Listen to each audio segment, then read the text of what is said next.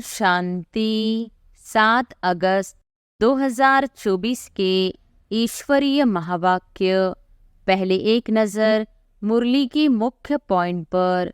बाबा ने कहा, देह सहित देह के जो भी संबंध आदि देखने में आते हैं उनको याद नहीं करो, एक बाप को ही याद करो तो तुम्हारे पाप जल जाएंगे। सतयुग है पुण्य आत्माओं की दुनिया। अब पाप सब कटकर पुण्य कैसे जमा हो? बाप की याद से ही जमा होंगे। जैसे बॉम्बे में बबूलनाथ का मंदिर है, अर्थात कांटों के जंगल को फूलों का बगीचा बनाने वाला है, नहीं तो उनका असली नाम एक ही शिव है। तुमको इन ब्रह्मा को याद नहीं करना है, यह तो देहधारी है, तुमको याद करना है विदेही को। दैवी संप्रदाय वालों को अथाह सुख है, इस दुनिया को कहा जाता है हिंसक, देवताएं हैं अहिंसक। और फिर बाबा ने कहा, सुख तब मिलेगा जब तुम पुण्य आत्मा बनेंगे। 84 जन्मों के बाद ही तुम पाप आत्मा बन जाते हो। अभी तुम पुण्य जमा करते हो, योग बल से पापों को खत्म करते हो। ब्रह्मा है शिव का बेटा। शिव बाबा अपने बच्चे ब्रह्मा में प्रवेश कर तुमको ज्ञान देते हैं। ब्रह्मा विष्णु शंकर भी इनके बच्चे हैं। निराकार बाप के सब बच्चे निराकार हैं। राधे कृष्ण ही स्वयंवर के बाद फिर लक्ष्मी नारायण बनते हैं। दोनों अलग अलग महाराजाओं के बच्चे हैं। वहाँ अपवित्रता का नाम नहीं है। भगवान को व्यापारी भी कहा जाता है। कोई बिरला उनसे व्यापार करे। जादूगर भी उनको कहते हैं, कमाल करते हैं, जो सारी दुनिया की सद्गति करते हैं, सबको मुक्ति, जीवन मुक्ति देते हैं। और फिर लास्ट में बाबा ने कहा, तुम ही इस ज्ञान से नर से नारायण बनते हो। देवताओं की राजधानी स्थापन हो गई, फिर तुमको ज्ञान की दरकार नहीं रहेगी। भक्तों को भगवान ने फल दिया आधा कल्प सुख का। अब आत्मा से खाद निकले कैसे? योग अग्नि चाहिए, उनसे तुम्हारे विकर्म विनाश हो जाएंगे। आत्मा में चांदी तांबा लोहा पड़ गया है, यह है खाद। आत्मा सच्चा सोना है, अब झूठी बन गई है। बाप जो विश्व का मालिक बनाते उनको डिफेम करते हैं, इसे ही कहा जाता है रावण का संग दोष। सत का संग तारे, कुसंग डुबोए। सतयुग में भी पहले पहले बहुत छोटा झाड़ होता है, बाकी सब शांतिधाम में चले जाएंगे। बाप को कहा जाता है सर्व का सद्गति दाता। और अब सुनते हैं महावाक्यों को विस्तार से। मुरली का सार। मीठे बच्चे, याद की यात्रा से ही तुम्हारी कमाई जमा होती है। तुम घाटे से फायदे में आते हो, विश्व के मालिक बनते हो। प्रश्न है, सत का संग तारे, कुसंग बोरे, इसका अर्थ क्या है? उत्तर है, जब तुम बच्चों को सत का संग अर्थात बाप का संग मिलता है, तब तुम्हारी चढ़ती कला हो जाती है। रावण का संग कुसंग है, उसके संग से तुम नीचे गिरते हो, अर्थात रावण तुम्हें डुबोता है, बाप पार ले जाता है। बाप की भी कमाल है, जो सेकंड में ऐसा संग देते जिससे तुम्हारी गति सदगति हो जाती है, इसलिए उसे जादूगर भी कहा जाता है। ओम शांति। बच्चे याद में बैठे थे, इसको कहा जाता है याद की यात्रा। बाप कहते हैं, योग अक्षर काम में न लाओ, बाप को याद करो। वह है आत्माओं का बाप, परम पिता, पतित पावन। उस पतित पावन को ही याद करना है। बाप कहते हैं, देह के सब संबंध छोड़ एक बाप को याद करो। कहते हैं ना, आप मुए मर गई दुनिया। देह सहित देह के जो भी संबंध आदि देखने में आते हैं, उनको याद नहीं करो, एक बाप को ही याद करो, तो तुम्हारे पाप जल जाएंगे। तुम जन्म जन्मांतर की पाप आत्माएं हो ना। यह है ही पाप आत्माओं की दुनिया।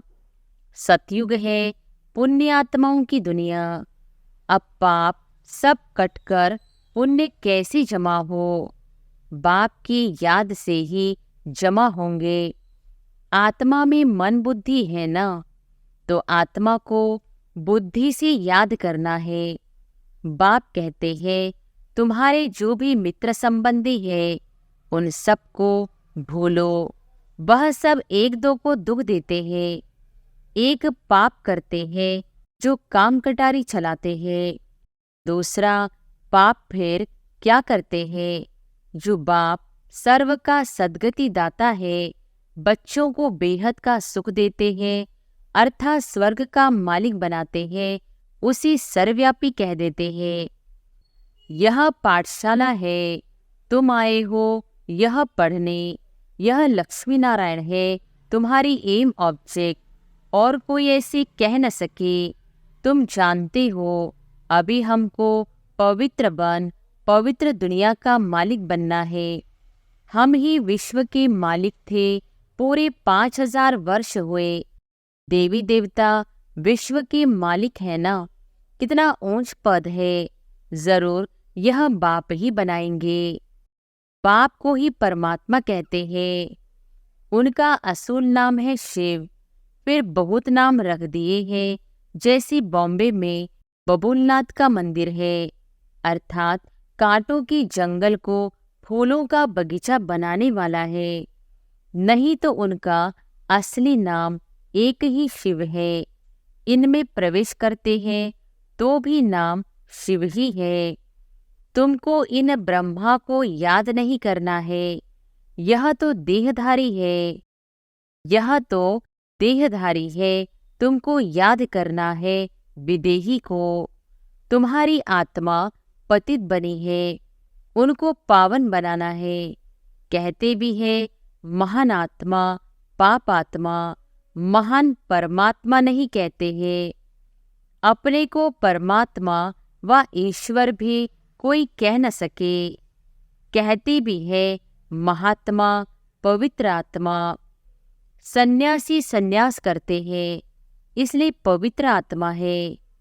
बाप ने समझाया है वह भी सभी पुनर्जन्म लेते हैं। देहधारियों को पुनर्जन्म जरूर लेना पड़ता है। विकार से जन्म ले, फिर जब बड़े बालिग बन जाते हैं तो सन्यास कर लेते हैं। देवताएं तो ऐसे नहीं करते। वह तो एवर पवित्र है। बाप अभी तुमको आसुरी से दैवी बनाते हैं। दैवी गुण धारण करने से दैवी संप्रदाय बनेंगे। दैवी संप्रदाय रहते हैं सतयुग में, आसुरी संप्रदाय रहते हैं कलयुग में। अभी है संगम युग। अब तुमको बाप मिला है।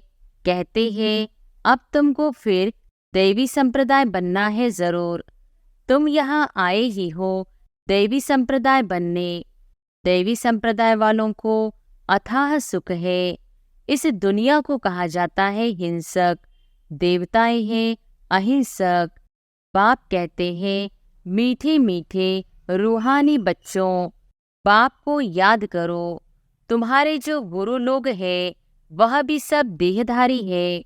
अभी तुम आत्माओं को परमात्मा बाप को याद करना है। सुख तब मिलेगा जब तुम पुण्य आत्मा बनेंगे। 84 जन्मों के बाद ही तुम पाप आत्मा बन जाते हो। अभी तुम पुण्य जमा करते हो, योग बल से पापों को खत्म करते हो।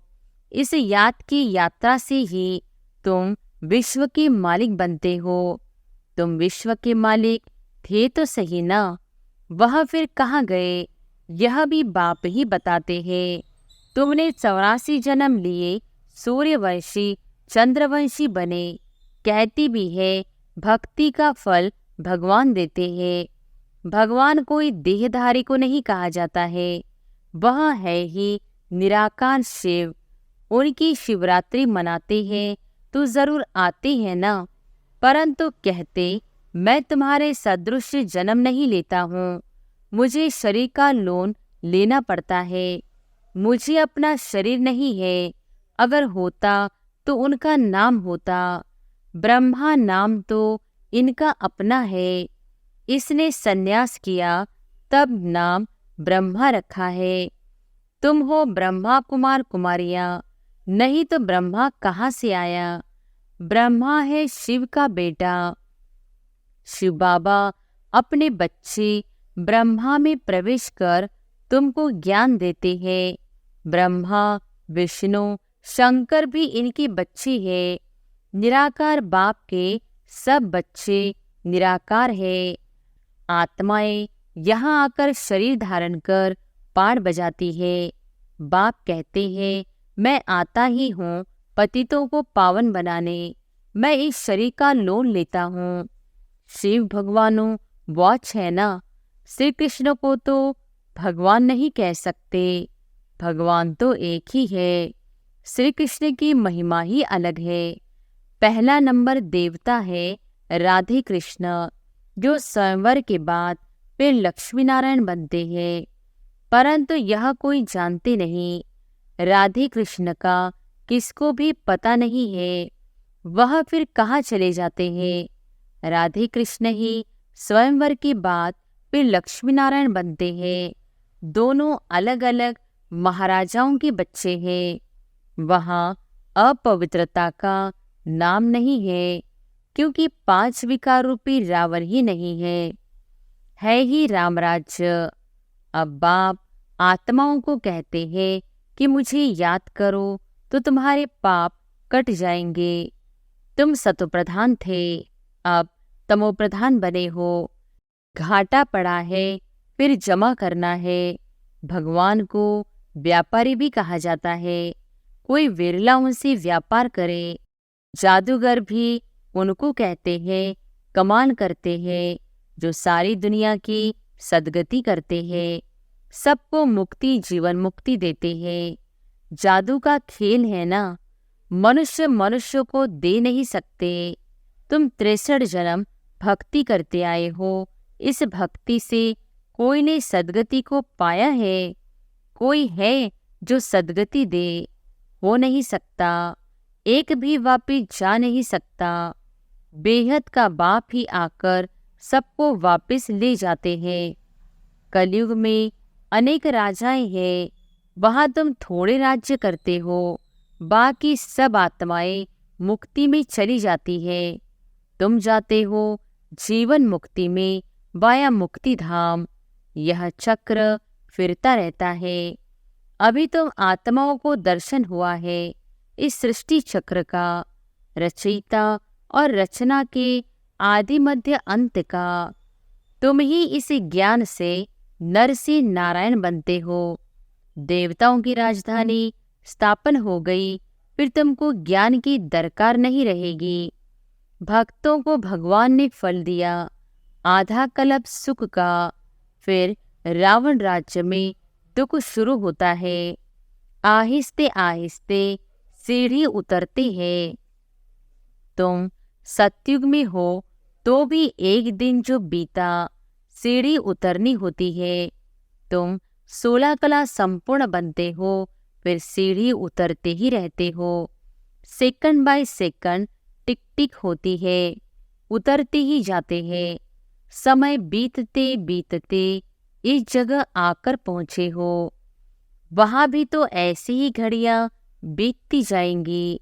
हम सीढ़ी चढ़ते हैं एकदम फट से, फिर सीढ़ी उतरनी है जो मिसल। बाप कहते हैं मैं सर्व की सद्गति करने वाला हूँ। मनुष्य मनुष्य की सद्गति कर न सके, क्योंकि वह विकार से पैदा होते हैं, पतित है।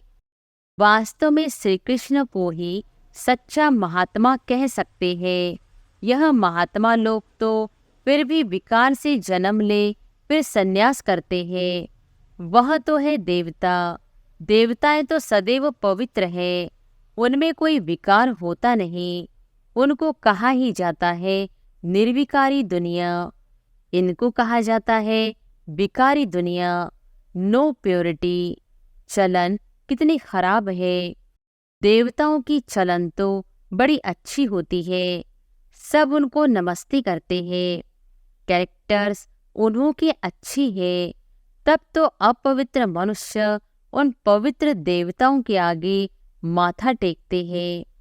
अभी तो लड़ना झगड़ना क्या क्या लगा पड़ा है, बड़ा हंगामा है।